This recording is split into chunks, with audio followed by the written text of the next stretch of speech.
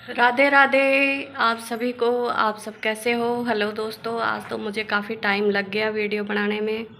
आज टाइम ही नहीं बचा, आज मेरी तबीयत ठीक नहीं थी तो मैंने इसी कारण से वीडियो नहीं बनाया।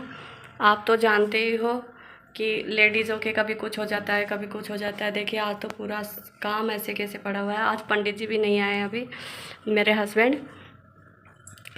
आज है ना, मेरा एकदम तबीयत ठीक नहीं थी, एकदम मन नहीं था। अब मैंने दीवा बत्ती कर दिए हैं, शाम के टाइम पे सब काम हो गया है, खाना भी बना लिया मैंने। अब चलिए थोड़ा सा छत पे टहलने चलते हैं, वहीं पे बैठ के बातें करेंगे। यहाँ पे तो बहुत गर्म लग रही है, गर्मी ज़्यादा होने के कारण बहुत जी घबराता है यहाँ। आज तो दूध वाला भैया ही नहीं आया। ऊपर तो काफ़ी अंधेरा हो रहा है, कुछ दिख नहीं रहा है, इसलिए यहीं बैठकर आपसे बातें करते हैं। जब से मैंने आपको अपना दर्द सुनाना चालू किया है, मेरी कहानी, जो मेरे बीते पल, मेरे बुरे वक्त के जो बातें हैं मैंने बताने चालू की हैं, तो मेरे को अजीब सा डर लगता है, कहीं कुछ क्या सोचेगा कोई मेरे बारे में। ऐसे कई टेंशन रहने लगे हैं। मेरे पति बोलते हैं कि क्या ज़रूरत है तुम्हें किसी को कुछ बताने की, जो बीत गया सो बीत गया, उसमें क्या बताना। लेकिन मैं यही चाहती हूँ, मेरी कोशिश है ना यही रहती है हर पल कि भाई जो मैंने तकलीफ़ें झेली हैं, जो मैंने बर्दाश्त किया है, वो किसी और बहन बेटी के साथ ना हो। अगर ऐसा किसी के साथ हो रहा है तो आप उसका विरोध करें, चुपचाप सहन ना करें। क्योंकि मैंने जो गलती की है ना सहन करके, वो कोई और ना करे। मेरी सभी बहन बेटियों से, सभी से गुजारिश है इस बात के लिए कि अगर आपका पति जाती करता है आपके साथ, या ज़बरदस्ती आपका शोषण करता है, या झगड़ा कलेश, जो भी दारू पीना, बदफैली करना, ये सब शोभा नहीं देते, ये सब अच्छा नहीं है। आप जितना सहन करोगे, जितना उन लोगों का वो इग्नोर करोगे गलती को, उतनी ही वो लोग ज़्यादा परेशान करेंगे आपको। और मेरे वाला तो पहले बहुत परेशान करता था मुझे, मतलब मेरा जीना ही हराम कर दिया था उसने। आपको क्या बताऊं कि हर तीसरा दिन, हर पल हमें ऐसा एहसास करवाता था कि काश हमारे पास पैसे होने चाहिए थे, पैसे होते तो आज हम तकलीफ़ में ना होते। अब मेरे पापा भी गरीब थे, मेरा भाई भी गरीब था। भाई छोटा था, कुछ काम धंधा भी इतना नहीं करता था। जब उसने काम करना स्टार्ट किया पढ़ाई पूरी करके, तब मुझे भी सहारा देता था। अपनी जो कमाई थी उसमें से अपने भांजा भांजी के लिए कपड़ा लाना, हमारे लिए बहुत मदद की है उसने। जैसे जैसे हमारे बच्चे भी थोड़े से बड़े हुए, जैसे जैसे मैंने भी काम करना शुरू कर दिया, ऐसे करके हमने अपना जीवन व्यतीत किया। लेकिन उस नीच को शर्म नहीं आया कि तू एक बाप होने का फ़र्ज भी नहीं निभा पाया, एक पति होने का तो नहीं निभाया उसने, कभी बाप बनने का तो निभाता कम से कम। ऐसे आदमियों को डूब के मर जाना चाहिए, मैं तो यही कहूँगी। क्योंकि जब इंसान परेशान हो जाता है ना, तो ऐसी बातें अपने आप ही निकलती हैं। फिर मैंने अपनी ज़िंदगी में इतनी ठोकरें खाई, इतनी तकलीफ़ खाई, तो मैंने एक ही सहारा लिया, भगवान का। क्योंकि इंसानों को तो अगर आप कुछ अपना दर्द सुनाएंगे तो वो जा कर के किसी और को बताएंगे, ऐसे मतलब हमें ही वो फिर बातें सुननी पड़ती है। जैसे कि अगर आप किसी को आज सुना रहे हो तो कल को वही ताना मारेंगे, वही चीज़ आपको फिर से सुनने के लिए मिलेंगी, तो क्या फ़ायदा दुनिया को सुनाकर। भगवान से मेरा इतना लगाव हो गया कि मैंने ऐसे सोच लिया कि मेरी ज़िंदगी में यही है सब कुछ।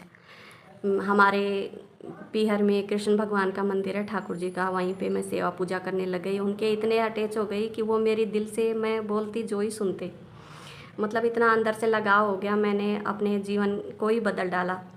सुबह शाम पूजा करना, उनकी सेवा करना, भोग लगाना, अपने बच्चों का ध्यान रखना। मेरी माँ थी बूढ़ी, उनकी सेवा करना। माँ की सेवा करके मुझे बहुत आनंद मिला। क्योंकि मेरी छोटी सी उम्र में शादी हो गई थी तो मैं अपनी मम्मी के पास रह ही नहीं पाई। तो मैं जब भी ऐसे सोचती थी तो भगवान से यही प्रार्थना करती थी कि भगवान मेरी माँ से कभी मुझे दिल भर के मिलाएगा या नहीं मिलाएगा, मैं अपनी माँ के पास रह पाऊँगी या नहीं रह पाऊँगी। क्योंकि कम उम्र में शादी हो जाने के बाद कहाँ कोई छोड़ता है। तो मैं ऐसे सोचती थी, तो भगवान ने मेरी सुनी और मैं अपनी मम्मी के पास 8 साल तक रही। 8 साल के अंदर जितना भी मैंने संघर्ष किया, मेरी माँ का सपोर्ट मुझे हरदम मिला। मेरी मम्मी मुझे बहुत अच्छी अच्छी बातें बताती थी, ज्ञान की बातें, जो कि मेरे आज काम आ रही हैं। वो जो बोलते हैं ना, माँ बाप की बातें कभी व्यर्थ नहीं जाती, जीवन जीने का तरीका सिखाते हैं हमें। तो आज मुझे बहुत काम आ रहा है। अब मेरी नई ज़िंदगी की शुरुआत हुई है, मेरी नई ज़िंदगी बसी है। तो मैं बहुत खुश हूँ, उनकी बातें मेरे बहुत काम आती हैं। और मैंने इतना संघर्ष किया, इतनी ठोकरें खाई, इतना मेरी ज़िंदगी में सब उतार चढ़ाव आया, तो मैंने इनसे सब कुछ सीखा है। अगर मेरी ज़िंदगी में बुरा वक्त नहीं आता तो मुझे पता ही नहीं चलता कि कौन मेरा अपना है, कौन मेरा पराया है। मैं तो पागल सबके लिए लूटी जा रही थी। मुझे पता ही नहीं था हकीकत में कि कौन अपना है और कौन पराया है। लेकिन ये जो वक्त आया ना, ये मुझे सब चीज़ों से रूबरू करवाया कि कौन मेरा हकीकत में अपना है और कौन पराया है। बुरा वक्त हमारे साथ आता है तो हम भगवान से जुड़ जाते हैं, तो वही मेरी आस्था बढ़ गई। वही मैं उनके साथ टाइम बिताने लग गई, उनसे ही सारी बातें करती थी, जैसे कि अब आपसे करती हूँ वैसे ही। ऐसी मैं बातें करती थी उनके साथ, और वो बातें मेरी सुनते भी थे। और आपको एक ख़ास बात और बताऊँ, जब मैं उनसे मतलब भगवान को नहलाती थी, उनके स्नान करवाती थी, चंदन लगाती थी, टीका लगाती थी, उनको काजल सेंट लगाती थी, श्रृंगार उनका करती थी ठाकुर जी का, राधे रानी का, तो मुझे ऐसे हकीकत में ऐसे लगता था ना कि ये मेरे से कुछ कहना चाहते हैं, बात करना चाहते हैं। जैसे मैं उनसे बातें करती तो मेरे अंदर मन की आत्मा जो है इतनी प्रसन्न होती, और ऐसे बोलती कि क्या करेगी उस नरक में जाके, यहीं अपना जीवन व्यतीत करते हैं। उस नरक में जाने की मेरी इच्छा ही नहीं होती। मेरे घर वाले कभी हंसी मजाक में भी छेड़ने के लिए मुझे बोल देते थे ना कि अब तो तुम चली जा तेरे घर पे, अब बहुत दिन हो गए हैं, अब तो सुधर गया होगा। तो मैं ऐसे बोलती थी कि नहीं, आप मुझे जहर ला के दे दो, मैं खा लूँगी और मर जाऊँगी दोनों बच्चों के साथ, लेकिन मैं वहाँ कभी नहीं जाऊँगी। ऐसी बातें बोलती थी तो उनको भी बुरा लगता था। मेरा भाई कहता था नहीं, तेरा मन हो, जब अगर अगला एग्री है ले जाने के लिए, आता है, खर्चा देता है अच्छे से, तो हमें कोई दिक्कत नहीं है भेजने में। भाई तेरा घर बस जाए, हम क्या चाहते हैं। लेकिन वो अगला आया ही नहीं, वो खर्चा दिया ही नहीं, बच्चों की जिम्मेदारी उठाई नहीं, तो किसके घर जाते। और हम तो दिल से यही प्रार्थना करते थे भगवान से कि भगवान कभी ऐसा दिन ना आए कि हमें वहाँ जाना पड़े, क्योंकि हम जानते थे कि ऐसा होगा नहीं कुछ भी।